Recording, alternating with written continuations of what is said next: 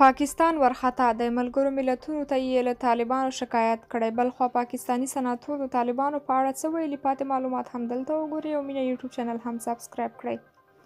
پاکستان یو ځل بیا ثابته کړه چې د هیڅ افغان حکومت دوست نشي کېدی، حتی که هغه طالبان هم وي. لومړی یې کابل کې د طالبانو په منځګړیتوب د TTP سره بې پایلې مذاکرات وکړل تر څو نړۍ ته وښایي چې پاکستاني طالبان په افغانستان کې شتون لري، خو اوس له همدې لارې طالبان بدناموي.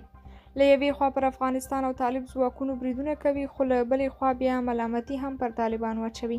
تازه خبر دا دی چې پاکستان په ملګرو ملتونو کې له افغانستانه شکایت کړی. د پاکستان بهرنیو چارو وزیر بلاول بوټو ملګرو ملتونو ته ویلي چې افغان سرتیري راسره پر پوله بر ناحقه نښتې کوي، زموږ پر پوځیانو او عامو خلکو ډزې کوي او همدارنګه پاکستاني طالبانو یا TTP ته یې هم پناه ورکړې ده. بلخوا د پاکستان پخواني سناتور مصطفی نواز کوکهر ویلي دي د پاکستان حکومت باید دا ومني چې افغانستان کې سیاست خطرناکه ماتې خوړلې. کوکهر په خپله ټویټر پاڼه لیکلي، نن په کابل کې یو ملګري حکومت د تحریک طالبان پاکستان لپاره چې زموږ پوځیان وژني او پر سرحدي پوستو بمباري کوي په خوندي ځاله بدل شوی دی. هغه زیاته کړې چې اوس باید څوک ملامت کړو، د هند استخباراتي اداره یا RAW یا طالبانو چې موږ وهڅول.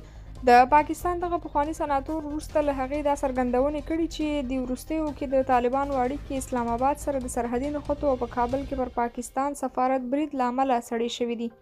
په همدې حال کې عام افغانان طالبانو ته وایي چې د پاکستان سره په اړیکو کې له سره غور وکړي، ځکه چې د وروستیو کې یاد هیواد د طالبانو بدنامۍ ته ملا تړلې ده چې دا به افغانستان او د طالبانو حکومت ته ډیر ګران تمام شي.